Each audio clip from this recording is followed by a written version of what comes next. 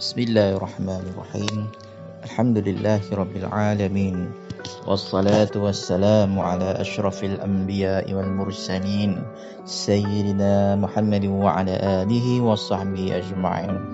InsyaAllah kuliah hari ini kita akan cuba memahami ataupun mengupas tentang memahami kehendak Allah. Sidang pendengar, firman Allah yang pertama yang tersusun di dalam Al-Quran iaitu Bismillahirrahmanirrahim dalam surah Al-Fatihah, dengan menyebut nama Allah yang Maha Pemurah lagi Maha Penyayang.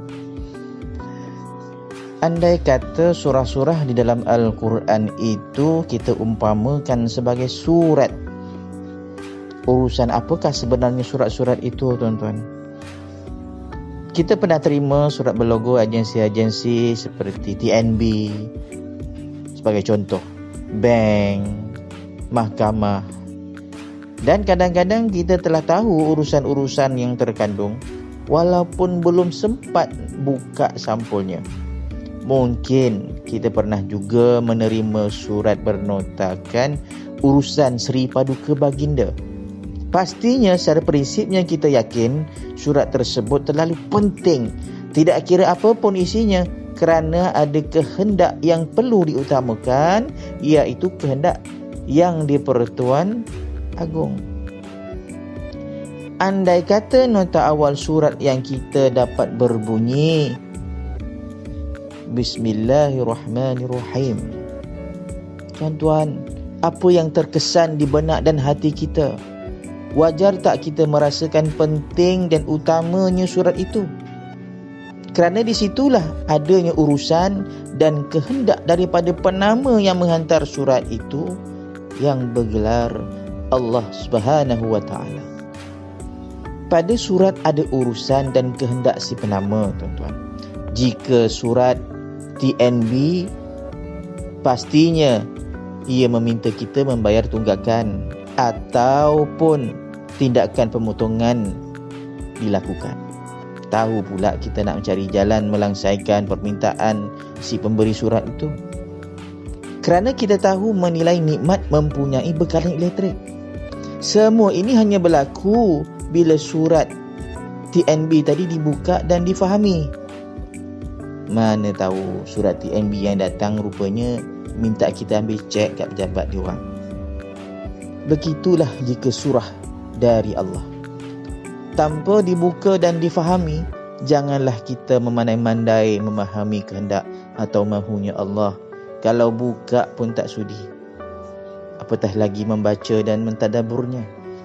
Silap faham membawa ke neraka, apatah lagi berapa banyak nikmat-nikmat yang telah Allah sediakan kepada kita sebelum ini kita dustakan.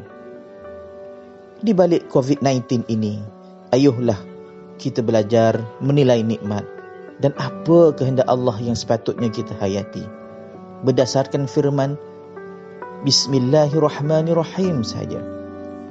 Sebagai contoh, kehendak kita harga minyak supaya turun murah, Allah izinkan, tuan-tuan.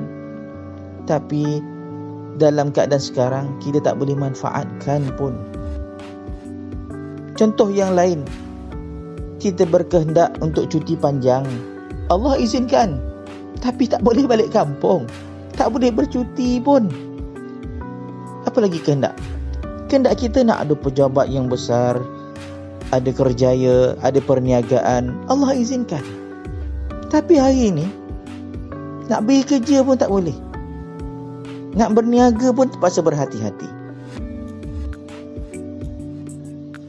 Kehendak kita nak ada surau-surau, masjid-masjid yang besar-besar yang diimarahkan, Allah izinkan, tuan-tuan. Tapi hari ini sembahyang pun tak boleh dekat situ, lock. Nak didekati pun tidak boleh. Andai kata kita dijangkiti, tuan-tuan, kehendak kita sebagai orang yang sakit, mudah-mudahan ada yang menziarahi. Jangan mimpi, tuan, ada keluarga pun tak dibenarkan untuk dihampiri. Dan banyak lagi nikmat-nikmat yang sebelum ini Allah kurniakan, tapi hari ini Allah nak kita belajar siapa dirinya dan apakah kehendak Allah Subhanahu wa ta'ala. A'udzubillahi minasyaitonir rajim. Fabi ayyi ala'i rabbikuma tukadziban. Maka nikmat Tuhan kamu yang manakah yang kamu dustakan?